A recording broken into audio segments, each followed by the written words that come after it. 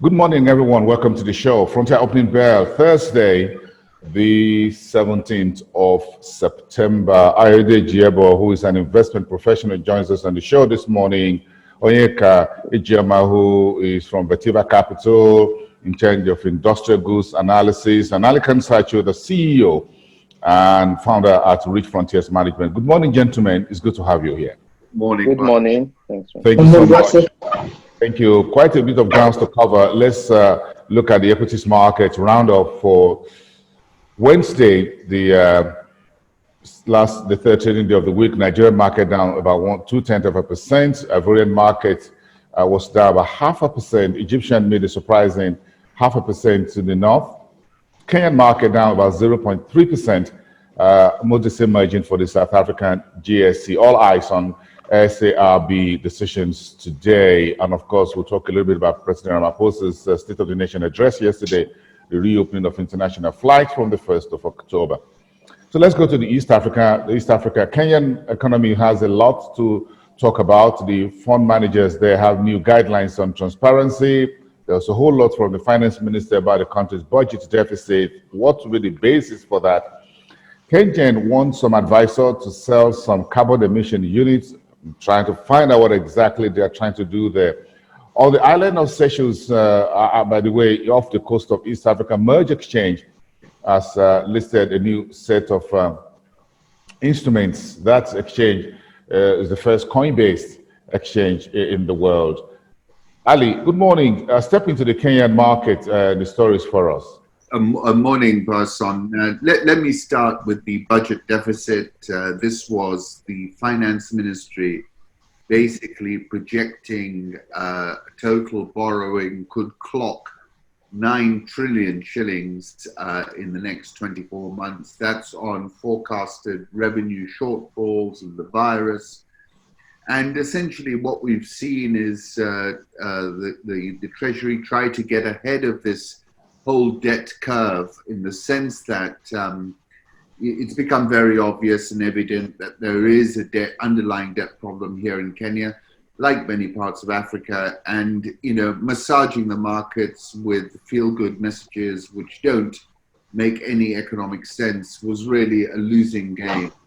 And I think what this announcement speaks to is the adjustment to the reality of the situation, and an attempt to now, speak, truthfully and accurately to the market, because, you reach a point, Person, in the financial markets where you can keep saying something, but if it's no longer rhyming correctly, the markets start to lose confidence. So I think it was a timely move. It's the scale of the problem. 9 trillion shillings is I think a fair projection, and Kenya really needs to now take the next step, which is to come up with a plan about how they're going to bring this under control. CMA are much more activist of late. This is our regulator, the Capital Markets Authority, but it's a tough period for any regulator. You've got markets in the doldrums. You need to excite and encourage these markets in some way, but at the same time the regulator is using it as an opportunity to try and get ahead of the regulatory curve. Merge Exchange, that's an interesting announcement. This is Seychelles, I think the smallest population of any country in Africa, less than 100,000, but highly innovative, and the first exchange on the continent that I'm aware of that's seeking to develop the cryptocurrency token market. I think this is more focusing in on the token market being where, you have a property, for example, you create 1,000 tokens which become ownership interests in that building, and you sell the tokens. So it's a way of democratizing an economy quite cheaply, actually. And I'm impressed by the Seychelles. The lesson we know is that if you're small, you've got to be nimble. Rwanda's known about that, and Seychelles is trying to position itself in the right place for these new trends which are developing in our economies. World Bank stepping up to give Ethiopia $80 million, agricultural sector This is a big part of the Ethiopian economy. The challenge has obviously been the level of insecurity, and lots of investments in Ethiopia have come under tremendous pressure during this period. But Ethiopia continues to get strong support from the multilateral institutions, notwithstanding the Trump White House, which withdrew some cash a few weeks ago, but the World Bank and the IMF remain supportive. But the challenges for Ethiopia remain, can the center hold at a time when everyone is trying to spin off? And we had that recent election in Tigray, which the Prime Minister was quite unhappy about, but ultimately couldn't do anything about it. Thank you. A very succinct way to put the Ethiopia-Kenya Seychelles Island story, especially with the tokenism exchange run by Merge Exchange. I've met the gentleman behind it about once or twice, and quite a very innovative way of bringing financial services innovation onto the continent. And we're going to see another one when we look at the Nigerian and West African region news this morning. Of course, within the West African space, there's a new online stock exchange which is created by a firm known as BOA Capital Securities. It's the first of its kind within the UMOR. It allows companies to list virtually on this exchange. It's an innovation, it's an innovative way of things we're seeing. At the top of the table is the Nigerian authorities are planning to set up a new anti-corruption agency, Proceeds of Crime Recovery and Management Agency, that's what it's being called. The bill will be pushed to the National Assembly.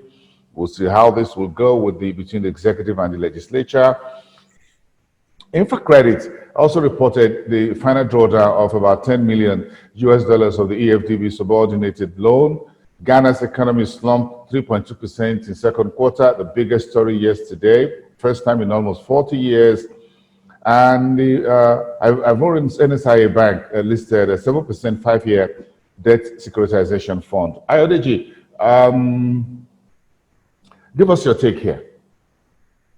Yes, I think starting with the new agency government is trying to set up, we have all been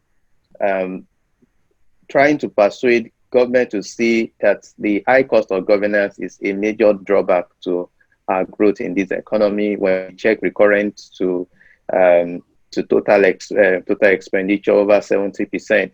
So I feel that we have agencies that they can create a department to tackle what they are trying to achieve. EFCC, for instance, they can have a dedicated department that handles recovery of crime proceeds or loots.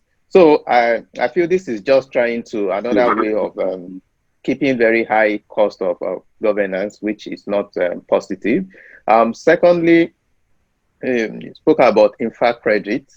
And we've seen InfraCredit has been doing a lot of very interesting structures and bringing some form of improving the ratings of a lot of the debt instruments by providing that guarantee, which has opened up some of the sectors that have been issue investors would not try to touch. So a lot of project finance based structure that they've been able to wrap around InfraCredit has been able to minimize the risk and has increased their rating, and they're able to raise funds at a very reasonable rates that will not put them out of whack.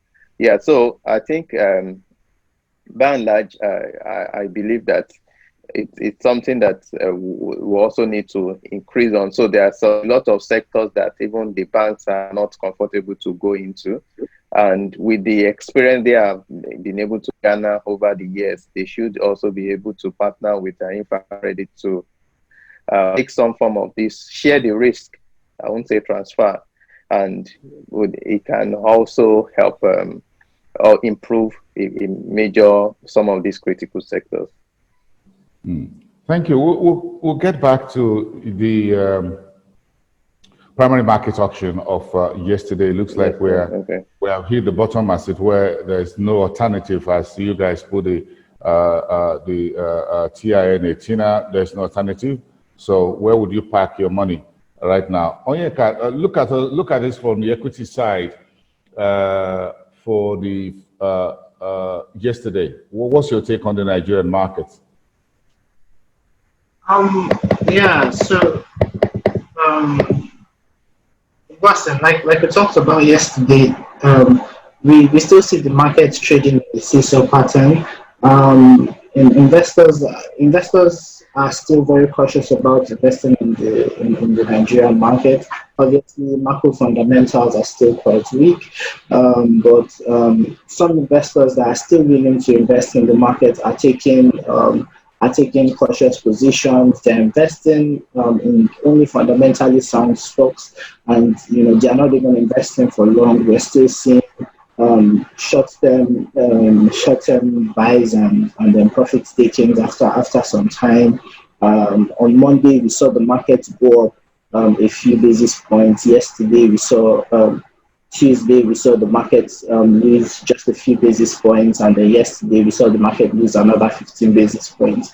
Not massive movements from any of these stocks, and even across the sectors, the only sector that moved significantly was the insurance sector, which moved over 100 basis points.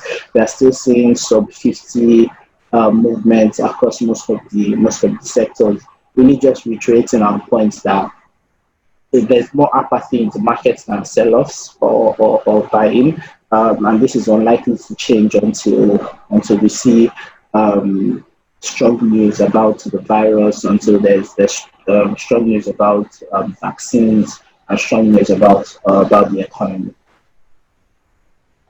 Okay. We will still have a lot to talk about the Nigerian market if we continue to go down a little bit. I think a whole lot of focus right now on the central bank and what it does. Monday and Tuesday is our own monetary policy meeting. Today is South Africa's decision day, so let's talk about the SARB a little bit. What's the outlook from yesterday's evening State of the Nation address by President Ramaphosa? Retail sales for South Africa down nearly 10% in July. Well, we all understood what happened during the lockdown. Discovery is that big insurance. South Africa shares down 3% on the GSE. On Wednesday, because profit by this company fell nearly 100%, that's 94%. Headline earnings per share, negative 45 cents. And big news and good news for Angola, $1 billion emergency fund from the IMF, another $765 million under the EFF. That's the extended fund facility. And OECD poured some cold water on initial fears that the global economy will shrink 6% this year. It's now been revised downwards to 4.5%. We can use some good news, Ali, can't we? Yes, absolutely. OECD, as you said, improved some of their forecasts from earlier in the year. Big improvements in the US and China, particularly, which are the two biggest economies in the world. Big downgrading of India, however, which was very noteworthy. And of course, you've got the virus at its most virulent in India at the moment. I think cases spiked again yesterday. So I think reasons for some optimism from that report. President Ramaphosa spoke to the nation yesterday as a very interesting speech he made, said they'd been through a terrible situation, but had come out the other side. I think he was trying to rally his troops, moving to level 1, October 1st, opening the economy, which is important because it's such a big tourism destination. Just to give you a comparison, Kenya tourism arrivals was down 91% in August. South Africa must have been down 100%, and you can imagine how many people we're talking about. The tourism economy is enormous. Retail sales, we expected minus 9%. I mean, this was a hard lockdown in South Africa. Discovery shares, the South African insurance companies, frankly, have been very aggressive about taking write-downs on their balance sheet up front, a little bit like ABSA. So I think a lot of that, and that was Discovery doing that. big news out of Angola, frankly. This has been subject of some debate because the biggest creditor for Angola is China, and both the IMF and World Bank were kind of holding back in order to chivvy China along to reconfigure some of these loans that they had. But it seems to me the IMF has stepped ahead of that decision, or are aware that the decision is coming down the pipe, approving $1 billion and an increase of 765 million. It's important support right now at a time when debt to GDP is in triple figures and where President Lourenço is really making an effort to try and turn this ship around. But it's like an oil tanker, right? I mean, you can't turn it very easily. He's made a lot of reforms. He's uprooted the Dos Santos family from key areas. He's trying to reform Sonangol. He's got a long way to go. And I think the IMF thought he's done a good job. Ali, yeah. Ali, what do you think the IMF is trying to do here? Trying to keep the Chinese away from the Angolans? It looks like this emergency funding, $1 billion, that's the entire amount, additional $750 million. So it's a very interesting question you're asking. I mean, more vociferous than the IMF has been David Malpass at the World Bank, who since the back end of last year has been complaining about the opacity of Chinese lending in Angola, demanding that the terms and conditions are made more transparent. I think in the IMF's case, they look through that debate and said to themselves, look, the situation is pretty dire. You know, let's give them what we can up front. We'll put the pressure later. So I think Ms. Georgieva at the IMF is a more feminine touch, and she's probably, seen how poor the economy is performing and decided, let me get ahead of the World Bank. They are the ones who can be the bad cop. I'll be the bad cop. I saw through that yesterday. Yes. $1 billion, that's the third largest economy on the continent, Angola, and the second largest oil producer. So they wouldn't want to miss out of in case of anything. So they better get in there right now. And like you said, like James Bond, shoot first, ask questions later. So I urge you, Angola is one interesting story when you look at the oil and gas industry, as well as Nigeria.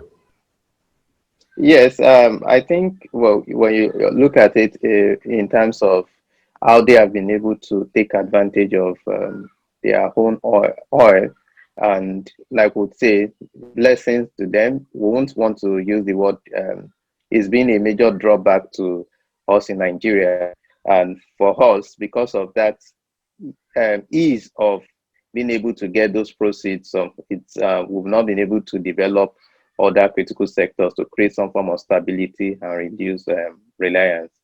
So I think it's a good learning point for us to look at how they have been able to tap into and structure their own to make it a blessing and not a major drag on their economy. So, Ijoma, this is money coming left, right, and center across the continent. It comes all the way, it goes to Egypt, it goes down to Kenya, then elsewhere. Nigeria is still cap in hand, looking up to Washington when they will give us that 1.5 billion US dollars budget support from the World Bank. I don't know. Are you getting tired of waiting? I think it just raises interesting and important questions about the moral imperative of these international finance institutions. Most countries in the world are part of these major institutions, and they all contribute in some form or another. And these institutions are set up to help underdeveloped countries improve the pace of their development, and also to advance trade across different countries. But at times like this, especially in the pandemic and in the crisis, there's an argument that they have a moral imperative to support struggling economies and leave out the usual investment criteria that they would normally that they would normally try to insist on. And that's the case here. The IMF, the World Bank, even the AFDB, they're all battling with the two things. One, they have to and they should insist on certain important economic reforms before they hand out money, because if they do not do that, they are basically funding mismanagement in certain cases. But at the same time, there's also the moral imperative that their decisions to hold back funds that is actually affecting real human lives. It's actually affecting the economy, people's livelihoods, and there's really just it's really just a case of between lives and livelihoods. In this case, in Nigeria's case, I don't see the World Bank relenting. I think that they have every right and every cause to continue to push for these reforms before they disburse funds. And I think in the end, in the long run, it will be to Nigeria's benefit if they keep applying the pressure on the government and we start seeing some of these changes. Ali, do you think Nigeria's back is against the wall right now when it comes to these inflows that is keeping Nigeria very thirsty for FX liquidity and for other direct investments? Because if the IMF or the World Bank don't give you any fund, I'm not too sure any foreign direct investor will feel very comfortable bringing their cash in as well. You're absolutely right. I mean, the World Bank and the IMF have a very powerful signaling effect. And at a time when funds are still trapped in the Nigerian system, I think international investors and other investors are waiting for that signal from the IMF and the World Bank. And I think both of them are using it as leverage to try and get the central bank to do something about the foreign exchange rate. So it's a bit of a catch-22. I saw some numbers from Charlie Robertson on social media showing the sharp slide in FDI. And I think essentially it's an important juncture now for Nigeria. I think the central bank has done a tremendous amount, bringing these T-bill rates so much lower. But at some point, you've got to allow the free market to operate, and I think that's going to be the challenge for the Nigerian authorities. A challenge for Nigerian authorities moving forward. Let's look at North Africa very quickly. Ayodeji will still look at the PMA of yesterday for us if it tallies with what Ali is talking about. Egypt keep digging for oil and gas, and Italian oil major ENI says it's made a new gas discovery. It looks like things are going there very well for the Egyptians, but their non-oil exports was $16 billion in the 8 months of this year. That's quite humongous. Lafarge Holcim in Morocco posted 3.1 billion dirhams turnover for first half of the year. And a few other corporate news in Tunisia, the telecommunications sector, Habib Bouzouta has resigned from the board of the telco Sotetel. Quickly, just before I ask Ali to do, Ayodeji, I want us to quickly get in that PMA result of yesterday. That's the bottom of the barrel. This is the lowest level the 90-day paper will go. Yeah, yes, we're already getting to the rock bottom, and I believe what would just be seen is because of, like you rightly said, there's no alternative thing, and that we've all been saying for most especially for fund managers and for the PFAs, they will continue to pack funds into these T-bills, not minding the rates because of no alternative. But for most of the retail investors, from some of them are bold enough to look at the alternative in forms of commercial paper. There are a lot of structured products also there, but they also come with their own risk. Yeah, so we won't shy away from that. But we feel that the rate of decline would continue to moderate.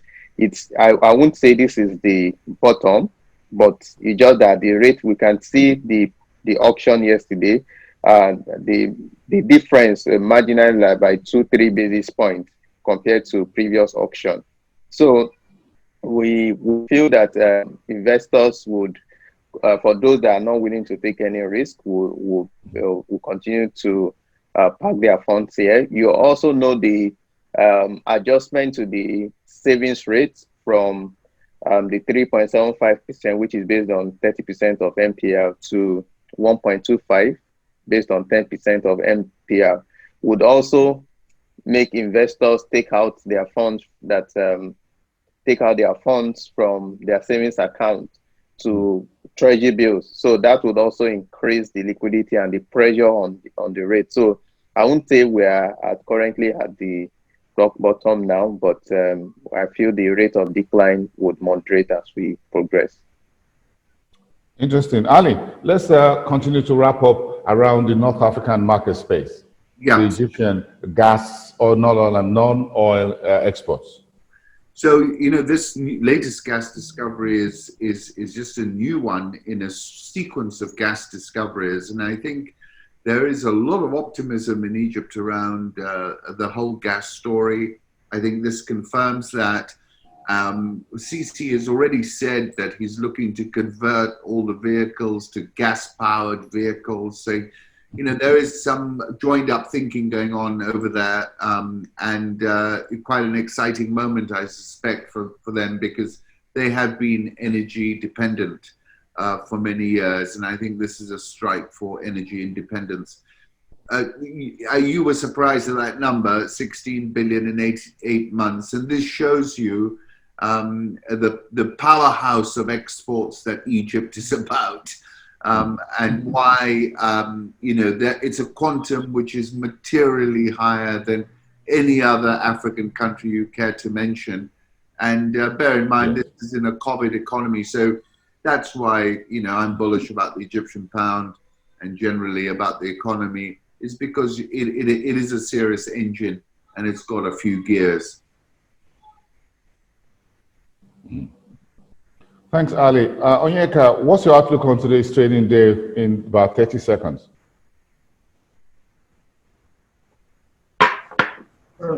Thanks, Blessing. Again, in the equity market, I'm still expecting a lot more of the same, a lot more apathetic trading, a lot more seesaw movements across different sectors. We're still going to see investors focus on the fundamentally sound stocks today. As to the movement, it's going to be anyone's guess, really. But just a few markers to, you know, guide investors. We have between today and tomorrow, we have some markdowns, some dividend adjustments across some of the stocks. We have Access Bank is going to have a dividend adjustment.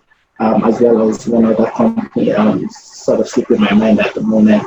And, you know, so we're going to see investors like people, we're going to see some slight sell-offs immediately after the dividends, you know, adjustment. Outside of that, I still expect trading to remain at the same pace as it has been over the past few weeks. Okay. Thank you very much, everyone, for being on the show today. Tomorrow, we'll look more into the South Africa's interest rate decision. Bank of England would also decide today what it means with the FOMC and all of that. We'll see how that all come out tomorrow when we return. It's going to be a Friday. So thank you so much, everyone. Onyeka Ijoma from Vetiva Capital, Ayode Jebo, an investment professional, joining us on the show, and of course, Ali Kansachu, CEO and founder at Rich Frontiers Management. Have a great day, everyone. Thank you very much, and see you again as we move on. Ayode Jebo and the African Investors, thank you so much for your time this morning. We appreciate it. This is a business time for everyone. Thank you so much. Uche Naminis from Blue FX Nigeria, the managing partner. Thank you so much, both of you, and to Ali Kansachi, who was with us a bit earlier on the show as well. Thank you so much. Enjoy your Thursday. We'll see you again tomorrow. Bye for now.